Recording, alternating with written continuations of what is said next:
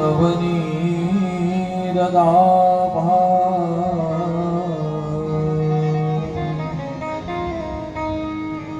पीताम्बरा दरुणबिम्बफला धरोष्ठा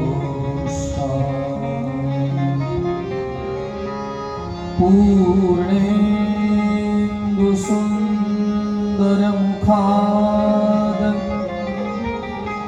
दरविन्दनेत्रा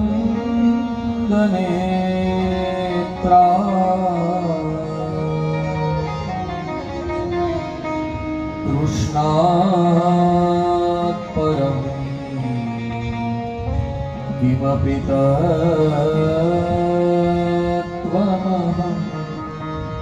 न जाने। योऽन्तः प्रवेश्य मम वाचं मिमां प्रसूक्ता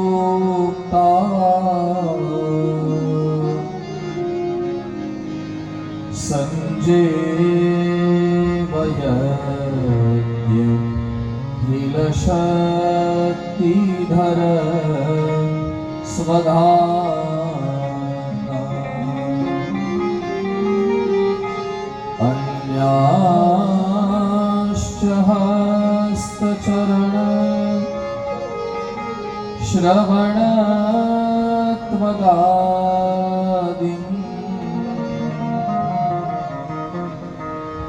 प्राणान्नमो भगवते पुरुषाय तुभ्यं। प्राणान्नमो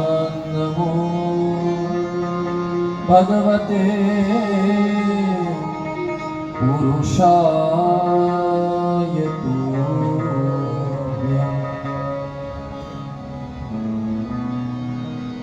भज गोविन्द गोविन्द गोपाला भज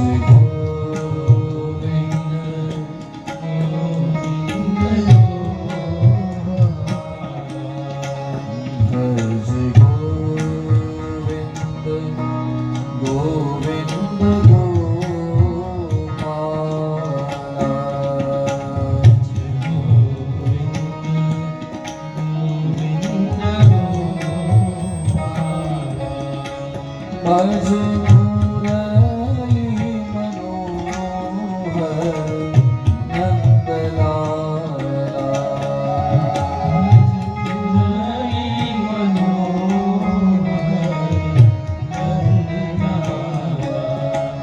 भज मुरली मनोहर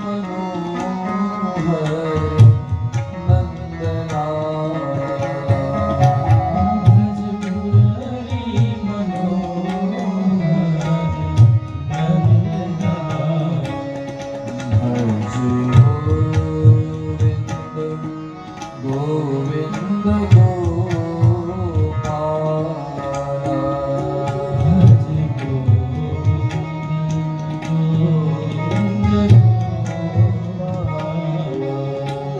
भज गोविंद गोविंद गोपाला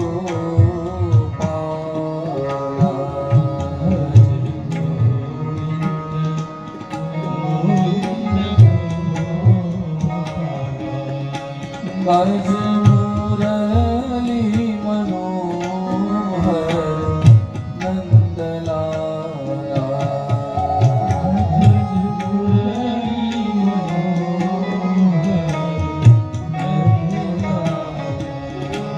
भज मुरली मनोहर नंदलाला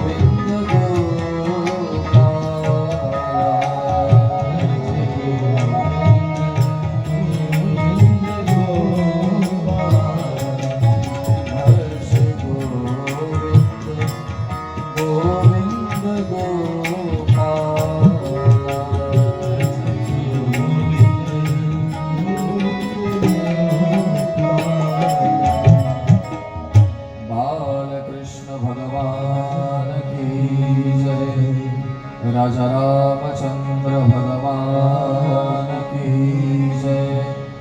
सदगुरु भगवान की जय। श्री गोवर्धन नाथ की जय। ओम नमः पार्वती पतये हर हर महादेव। करारविन्देन पदारविन्दं मुखारविन्दे विनिवेशयन् वर्णस्य पत्रस्य पुटेशयानं बालं मुकुन्दं मनसा स्मरामि। कृष्ण गोविन्द हरे मुरारे, हे नाथ नारायण वासुदेव। जिह्वे बिभस्मामृतमेव तदेव गोविन्द नामो विक्रेतु कामान्तिलगोपकन्या मुरारिपादार्पितचेतभक्तिः दध्यादिकं मोहवशादवोच गोविन्द नामो गृहे गृहे गोपवधूकदम्बा सर्वे मिलित्वा समवाप्ययोगं पुण्यानि नामानि पठन्ति नित्यं गोविन्द नामो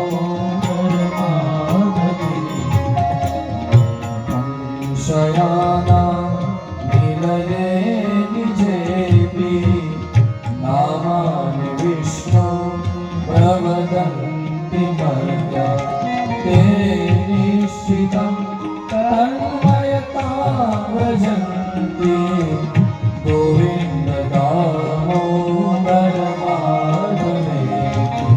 जिह्वे सदैव भज सुन्दराणि नामानि कृष्णस्य मनोहराणि। समस्तभक्तादिविनाशनानि गोविन्द नामो सुखावसाने इदमेव सारम् दुःखावसाने इदमेव ज्ञेयम् देहावसाने इदमेव जातम् गोविन्द नामो श्रीकृष्ण राधा वरदोत्कुलेश गोपाल गोवर्धन नाथ विष्णु। जिह्वे बिभस्मामृतमेतदेव गोविन्द नामो जिह्वे रसज्ञे मधुरप्रिया त्वं सत्यं हितं त्वां परमं वदामि। आवरणयेषां मधुराक्षराणि गोविन्द नामो त्वामेव याचे मम देहि जिह्वे समागते दण्डधरे कृतार्थे। वक्तव्यमेदं સત્યા ગોવિંદ દામોદર માધવે ગોવિંદ દામોદર માધવે ગોવિંદ દામોદર માધવે યમ પ્રવ્રજन्तमनुपेतमपेतकृत्यं द्वैपायनो विरहकातर आजुहाव पुत्रेति तन्मयतयात्तरवो विनेदु स्तं सर्वभूतहृदयं मुनिमानतोऽस्मि नमोऽस्तु ते व्यासविशालबुद्धे फुल्लारविन्दायतपत्रनेत्र येन त्वया भारततैलपूर्णः प्रज्वालितो ज्ञानमयं प्रदीप प्रभोरनन्दकुमारो मे स्वामिनी वृषभानुजा कृतार्थोऽहं कृतार्थोऽहं न संशय व्यासनारायण भगवान की जय श्री शुकदेव जी महाराज की जय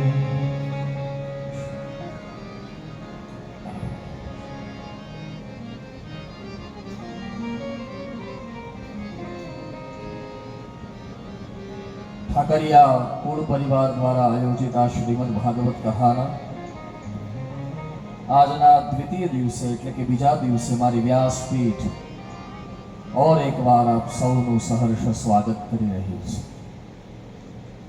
કથામાં ઉપસ્થિત મહાનુભાવો, કથામાં ઉપસ્થિત સૌ શ્રોતાગણો, અન્ય સૌને વ્યાસપીઠ પરથી મારા પ્રણામ, વંદન, જય શ્રી કૃષ્ણ. ગઈકાલની કથામાં આપણે સૌ સાથે મળીને દર્શન કરતા હતા ભગવાન વ્યાસ દ્વારા રચિત શ્રીમદ ભાગવતજીના મહાત્મય. ગઈકાલે મેં કીધું તું, પાછો એક વાર આજે યાદી આપી દઉં કે મહાત્મયનો અર્થ છે મહિમા અને મહિમાનો અર્થ છે પરિચય. જેની ચર્ચા આપણે ગઈકાલે ઘણી બધી કરી. પરિચય એટલે શું? બોલે જાણ્યા વગરની વિધા એ પૂર્ણતા સુધી નહીં પહોંચાડે. અગર હું તમને નથી જાણતો અને તમે મને નથી જાણતા તો તમને મારા પર ભરોસો કેવી રીતે જન્મે? અને મને જો તમારા પર કે તમને જો મારા પર ભરોસો ન જન્મે તો આપણે એકબીજા સાથે પ્રેમ કેવી રીતે કરી શકીએ? બસ એ પરમાત્માને પણ પ્રેમ કરતા પહેલા પરમાત્માને જાણી લેવાની ક્રિયા, એનું નામ મહિમા. અક્ષર છે ને સાહેબ, તમે તો બધા ઘરના બેઠા છો એટલે કહી શકું હું આરામથી કે આપણે છે ને એમ બોલીએ છીએ કે હું ભગવાનને જાણવાની કોશિશ કરું છું. આપણે શું કરીએ? ભગવાનને જાણવાની કોશિશ કરીએ છીએ, પોતાને માનવાની કોશિશ કરીએ છીએ. હા, પોતાનું માન એટલે અભિમાન. પોતાને જ માની લેવું કે હું જ છું, બસ મેં બનાવ્યું છે, મેં કર્યું છે, હું આમ કરું છું, હું આમ કરું છું. અહંકાર છે ને, એ જ અભિમાન છે મારા. હા,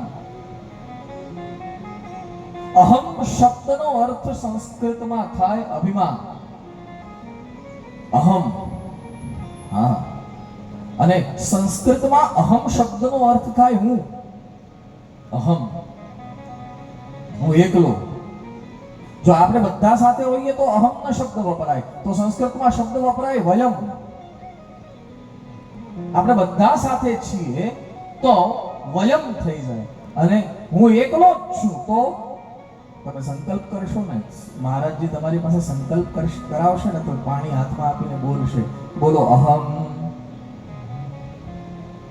અહમ એટલે હું. ઠીક છે? અને આપણે બધા સાથે છીએ તો એ સંસ્કૃતમાં શબ્દ બદલી જશે, વયમ, અમે બધા. અહમ માંથી પણ એક વસ્તુ જો બાદબાકી થઈ જાય ને તો વયમ થઈ જાય. હા, લખો તો અહમ લખો તો કેટલા અક્ષર છે?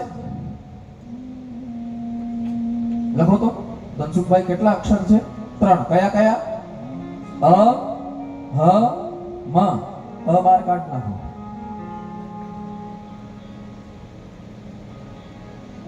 તો અહમ માંથી હમ થઈ ગયા, અમે થઈ ગયા.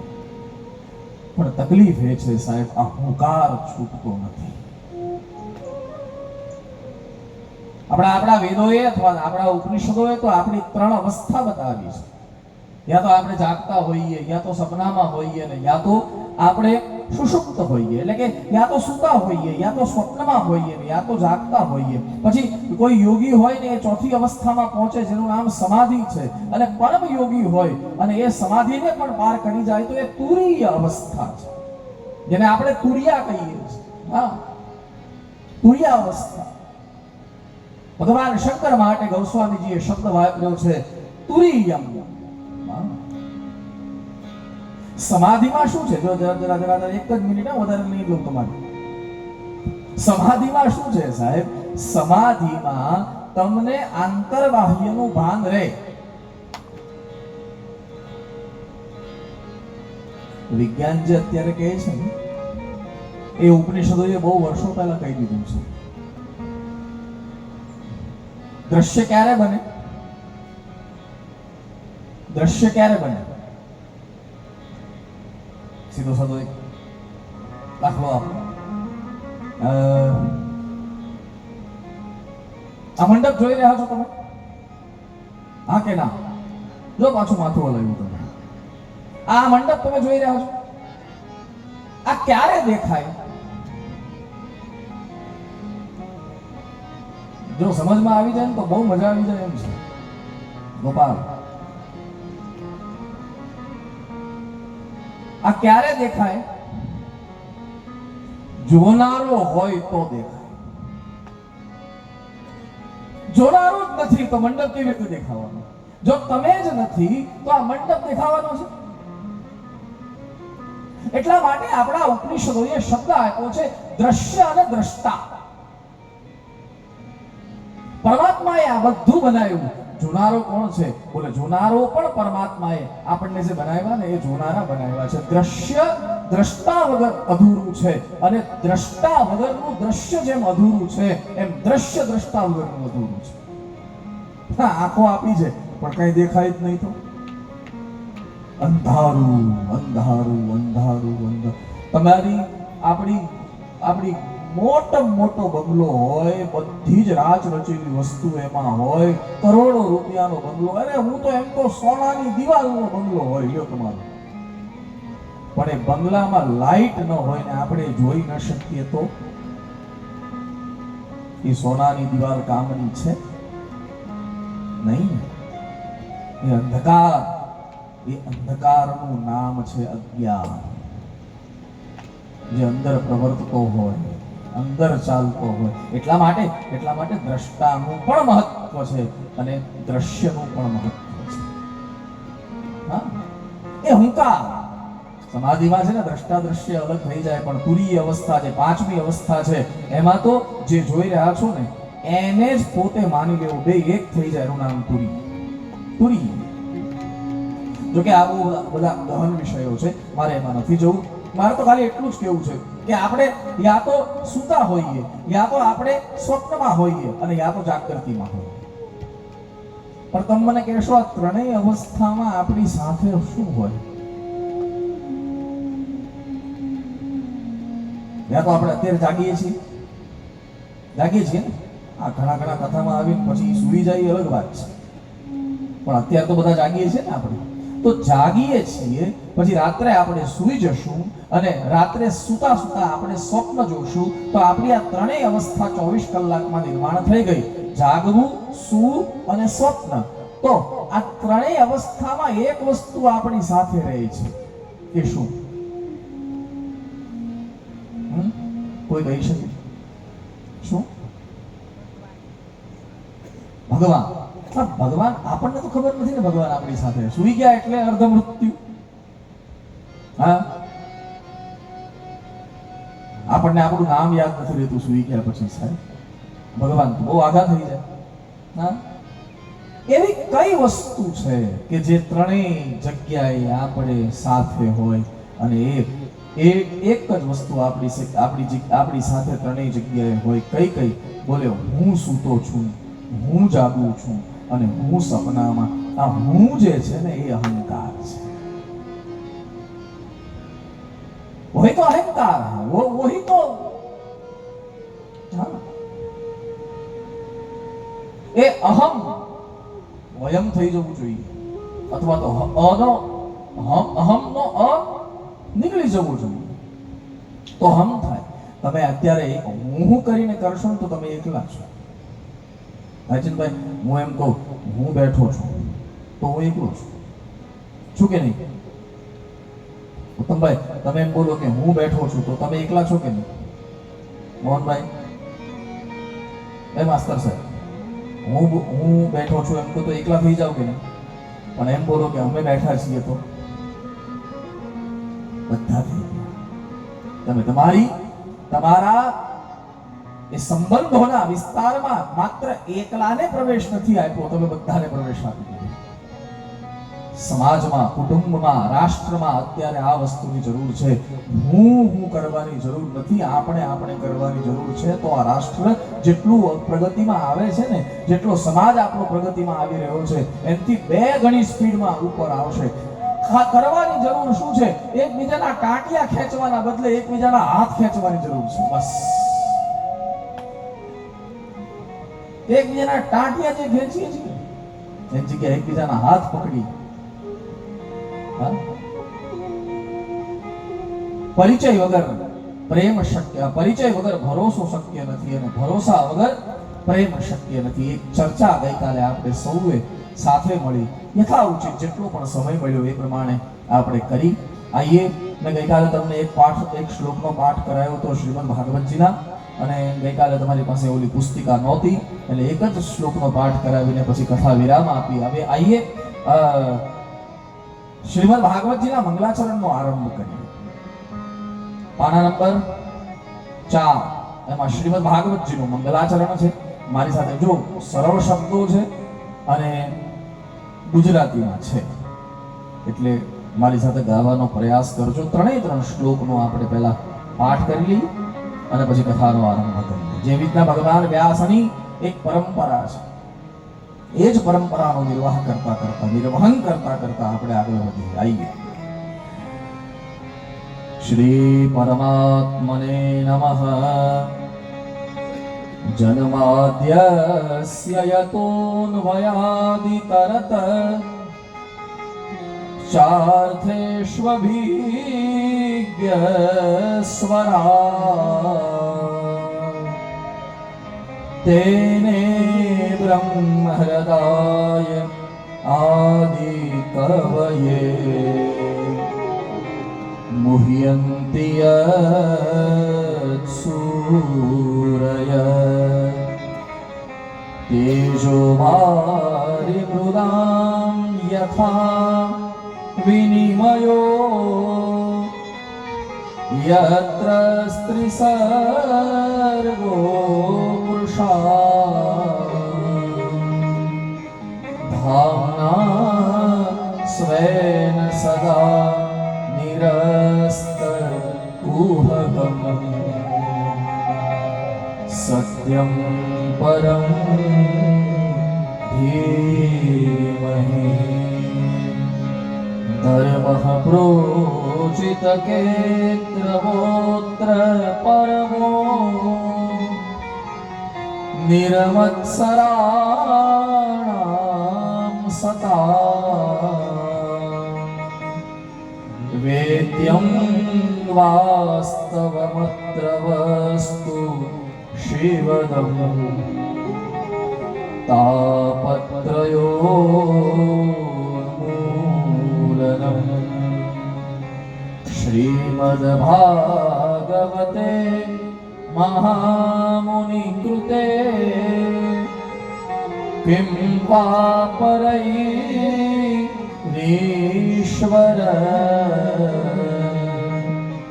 सद्योरद्यवरुध्यतेऽत्र कृतिभिः शुश्रूषुभिस्तत्क्षणा निगम कल्पतरोर्गलितं फलम् शुकमुखागमृतद्रवसंयुतम् पीबत भागवतं रसमालयम् मुहुरहो रसिका भुवि भावुकाः। ભગવાન વ્યાસે મંગલાચરણના શબ્દો કહે. મંગલાચરણનો અર્થ છે કોઈ પણ કાર્યના આરંભમાં કરવામાં આવે જે મંગલ આચરણ, એનું નામ મંગલાચરણ. વેપારી દુકાનને ખોલે તો ઉમરાને પગે લાગે એનું મંગલાચરણ છે. આપણે પણ ઘરની બહાર જઈએ અને ઘરની બહાર આપણે દીવો અગરબત્તી કરીને જઈએ એ આપણું મંગલાચરણ છે. અને માત્ર લૌકિક અર્થમાં નહીં, શાસ્ત્રમાં પણ આ પરંપરા રહી છે. કોઈ પણ ઋષિએ જ્યારે મંગલાચરણ કર્યું છે ત્યારે, એટલે કે કોઈ પણ ઋષિએ જ્યારે ગ્રંથ લખ્યો છે ત્યારે મંગલ આચરણ સાથે ગ્રંથ લખ્યો. જે વસ્તુ આપણું મંગલ કરી નાખે એનું નામ મંગલાચરણ. હા, આપણું આચરણને શુદ્ધ કરી દે, જે આચરણમાં ભગવાનને ભેળવી દે એનું નામ મંગલાચરણ. આ મંગલ શબ્દ જે આવે ને ત્યાં આપણે ગભરાઈ બહુ જઈએ છીએ. હા, મંગલાષ્ટક આવે એટલે લગ્નની વાત આવે એટલે આપણે ગભરાઈ જાય નહીં. જો મંગલાષ્ટક 8 અષ્ટક છે. કયા અષ્ટક છે? કયા અષ્ટક એને કહેવાય? મંગલાષ્ટક. હા, મંગળ જે વસ્તુ આપણું મંગલ કરી દે. આ ગ્રહ છે મંગળ, તો મંગળથી બીજું બહુ બધું. હા, હે મારી દીકરી માંગલિક છે, મારો દીકરો માંગલિક છે. મંગળ એટલે સારું કરનારું, સારું કરે એનું નામ મંગળ. આપણે શબ્દ જ છે ને મંગળ કરને કરી લીધું. યો રામાયણમાં જ્યારે ભગવાન રામની ગાથા ગાવા માટે ગોસ્વામીજી તૈયાર થયા ત્યારે પહેલો શબ્દ જ વાપર્યો છે મંગલાનાંચ કર્તારો. વર્ણા નામાર્થ સંધાનામ રસાનામ છંદસામપી મંગલાનાંચ કર્તારો વંદે વાણી વિનાયકો. મંગલ કરનાર ખૂબ સંગઠન. કોઈ પણ સંતને પગે લાગુ, પરમાત્માને પગે લાગુ, એટલું માંગજો. એના ચરણમાં ભલે બોલો નહીં તો કાંઈ નહીં, પણ મસ્તક નમાવીને એટલું તો કહેવું કે મારા જીવનને મંગલ કરજો. મંગલાનાંચ કર્તારો વંદે વાણી વિનાયકો. આપણા આચરણને મંગલ કરી નાખે એનું નામ છે મંગલાચરણ. અને આપણા શાસ્ત્રોમાં પણ આ પરંપરા રહી છે. કવિ કાલિદાસે રઘુવંશ લખ્યું. એક રઘુવંશ નામનો ગ્રંથ લખ્યો છે કવિ કાલિદાસે. બહુ નાનું મંગલાચરણ કર્યું. વાગર્થા વિવ સંપ્રત્તૌ વાગર્થા પ્રતિપત્તયે જગતઃ પીતરો વંદે પાર્વતી પરમેશ્વરો. આટલું ટૂંકું મંગલાચરણ કરીને પછી ગ્રંથનો આરંભ થયો છે. અહીંયા ભગવાન વ્યાસ મંગલાચરણ કરે છે. જન્માદ્યસ્ય યતઃ, ઉત્પત્તિ સ્થિતિ અને લય, એટલે કે આ જગતની ઉત્પત્તિ કરે, આ જગતની સાર સંભાળ રાખે અને અંતમાં જગતનો લય કરે એ પરમાત્માને પ્રણામ. કેવા પરમાત્માને? બોલે સત્યમ પરમ ધીમહિ. એ સત્ય સ્વરૂપ પરમાત્માનું ધ્યાન કરી અને મારા ગ્રંથનો આરંભ કરી રહ્યો છું. જો એક વિચારવા જેવી વાત છે મોહનભાઈ, આ ગ્રંથ ભગવાન કૃષ્ણ માટે લખાયેલો ગ્રંથ છે. આ ગ્રંથના નાયક અધિનાયક ભગવાન કૃષ્ણ છે. છતાં જ્યારે પ્રારંભમાં પ્રાર્થના કરવાની અથવા ધ્યાન ધરવાની વાત આવી ત્યારે ભગવાન કૃષ્ણનું નામ નથી લખ્યું. લખવું હોય તો લખી શકતા હતા ભગવાન વ્યાસ કે કૃષ્ણમ પરમ ધીમહિ. ચલો ભગવાન કૃષ્ણનું નામ નથી લખવું તો આમાં ભગવાન રામની પણ કથા છે તો લખી શકતા હતા રામમ પરમ ધીમહિ. આમાં ભગવાન શંકરની કથા છે તો એ લખી શકતા હતા શિવમ પરમ ધીમહિ, કોઈના નામનો ઉલ્લેખ ન કર્યો. અને જ્યારે ધ્યાન ધરવાની ઈચ્છા થઈ ત્યારે ભગવાન વ્યાસે શબ્દ વાપર્યો છે સત્યમ પરમ ધીમહિ. સત્ય સ્વરૂપ પરમાત્માનું ધ્યાન કરી અને મારા ગ્રંથનો આરંભ કરી રહ્યો છું. કોઈ વ્યાસજીને પૂછ્યું બાબા આમ કેમ? નામ કોઈનું ન લખ્યું અને સત્યનું ધ્યાન કરતી તું બોલે આ મને થોડો ભય લાગે. શેનો? બોલે કળિયુગમાં ઘણા બધા સંપ્રદાયો નીકળશે, સંપ્રદાયોમાં માણસો વટાતા જશે, એટલે કે વહેંચાતા જશે, અને હું જો કોઈના નામનો ઉલ્લેખ કરીશ ને તો મારો ગ્રંથ વૈશ્વિક નહીં રહે, સંપ્રદાયમાં ફસાઈ જશે. કૃષ્ણ પરમ ધીમહિ લખે તો કૃષ્ણ ભક્તો એમ સમજી લે આના પર માત્ર અમારો જ અધિકાર છે. રામમ પરમ ધીમહિ લખે તો રામ ભક્તો એમ સમજી લે કે આના પર માત્ર અમારો જ અધિકાર, કોઈનો અધિકાર સિદ્ધ ન થાય. અને આ ગ્રંથ જન જન સુધી પહોંચે, ઘર ઘર સુધી પહોંચે. અરે ઘર ઘરની ક્યાં વાત કરો, ઘટ ઘટ સુધી પહોંચે એટલા માટે લખ્યું છે સત્યમ પરમ ધીમહિ. અને સત્ય એટલે કોણ? અહીંયા ભગવાન વ્યાસ કહે છે સત્યમ પરમ ધીમહિ. સત્ય એટલે કોણ? સત્ય એટલે બધું જ. મેં ગઈકાલે વ્યાખ્યા કરી હતી સત્ય. એવું નથી કે નથી દેખાતું એ સત્ય નથી. આપણું સૂક્ષ્મ અધ્યાત્મ છે સર. નથી દેખાતું એટલે તમે એમ કહી શકો કે એ સત્ય નથી. હા, અને પાછું એક સૂક્ષ્મ અધ્યાત્મ આપણું એવું પણ છે કે નથી દેખાતું એ સત્ય નથી એમ ન કહી શકો, અને દેખાય છે એ બધું જ સત્ય છે એ પણ ખોટું છે. હા, તમે જળાશય પાસે એટલે કે તળાવ પાસે જાઓ ને અંદર જુઓ તો તમારી જ પ્રતિબિંબ એ પાણીમાં દેખાય તો તમે સત્ય છો, પણ એ પ્રતિબિંબ સત્ય નથી. તમે હટી જશો તો એ પ્રતિબિંબ હટી જશે. એ અનિત્ય છે. આપણે પણ અનિત્ય છીએ. આજની યુવા પેઢી છે અત્યારે સ્વલક્ષી વાતો કરે ને. આજની યુવા પેઢી શું કહે? me, and myself. હું ને તમારું જે થવું હોય થાય. હું ને હું, બસ. I, me and myself. ભગવાન કૃષ્ણ એક શબ્દ બોલી રહ્યા છે શ્રીમદ ભગવદ ગીતામાં કે આ જગતમાં કોઈ નિત્ય નથી, બધું જ અનિત્ય છે. નિત્ય તો માત્ર એક હું છું. ભગવાન કહે છે સૂર્ય છે ને, સૂર્ય એ પણ નિત્ય નથી. ભલે આવડા મોટા પરમાત્મા છે, આખા જગતને પ્રકાશિત કરી રહ્યા છે ભગવાન સૂર્ય. હા, પણ એક દિવસ એ પણ બુઝાઈ જવાના છે.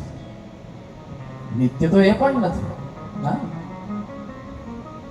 ચંદ્રભાઈ આગળ આવી જાઓ. છે જગ્યા છે અહીંયા. નિત્ય માત્ર એક પરમાત્મા છે. જળ તમારા હાથમાં છે. આ પૃથ્વી પર જળ છે. એક દિવસ અરે સાહેબ, એક દિવસ આ પૃથ્વી પણ નથી રહેવાની. જે અત્યારે માણસો મેં કીધું ને, અત્યારે વ્યક્તિ હું એક જ વસ્તુ કીધા કરે છે. હું આઈ, મી, માયસેલ્ફ, આઈ, મી, માય. અને વિશેષ કરીને આજની યુવા પેઢી જે સ્વલક્ષી વાતો કરી રહી છે, મારું બધું સરખું રહેવું જોઈએ, તમારું થવું હોય થાય. આ વિચારધારા આ શ્રીમદ ભગવદ ગીતા વાંચવા જેવી છે. આ વિચારધારા. હા, સત્ય એટલે બધું છે. જ્યાંથી સૂર્ય દૈદીપ્યમાન છે એ સત્ય. જો વ્યવહારિક સત્યની વાત નથી કરતો, વ્યવહારિક સત્ય આપણા અલગ અલગ હોઈ શકે. શંકરભાઈ, તમારું નામ શંકરભાઈ છે, એ તમારા માટે સત્ય છે, પણ મારું નામ શંકરભાઈ નથી તો એ મારા માટે અસત્ય થઈ ગયું ને. પછી હું બધાને એમ કહેતો ફરું કે મારું નામ શંકરભાઈ છે તો ખોટું છે. સમજાયું? એક સત્ય છે, વ્યવહારિક સત્ય છે, એ બધાનું અલગ અલગ હોઈ શકે. હું સાધારણ વાત કરવા જઈ રહ્યો છું મારા વાલા, પણ બહુ ગહેરી વાત છે કે તમારું શરીર તમારું છે, મારું શરીર મારું છે. તમારું શરીર મારું નથી ને મારું શરીર તમારું નથી, એટલે તમારું સત્ય અલગ છે, મારું સત્ય અલગ છે. તમને જલેબી ભાવે જરૂરી નથી કે મને ભાવે. તમારું સત્ય, તમારી રુચિ અલગ છે. મારી રુચિ અલગ છે. કોઈ પણ વ્યક્તિ, હું તમારી ને મારી એટલે તમે ને એકબીજાની આપસમાં વાત કરી લો.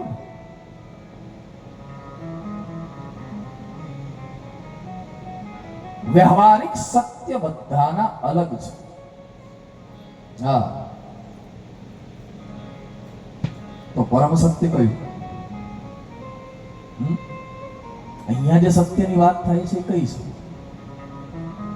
બહુ સીધો સાદો જવાબ. તમારું શરીર એ તમારું સત્ય, મારું શરીર એ મારું સત્ય. આ વ્યવહારિક સત્ય થઈ ગયું. તો પરમ સત્ય કયું? બોલે તમારામાં જે આત્મા છે એ જ મારામાં છે. આ પરમ સત્યની વાત થઈ. જે પરમાત્માએ તમારી આત્મા બનાવી એ જ આત્મા મારામાં સ્થિર છે. આ પરમ સત્ય, જ્યાંથી આખું આ ચાલે છે. એ સત્ય સ્વરૂપ પરમાત્માનું ધ્યાન કરીને મારા ગ્રંથનો આરંભ કરું.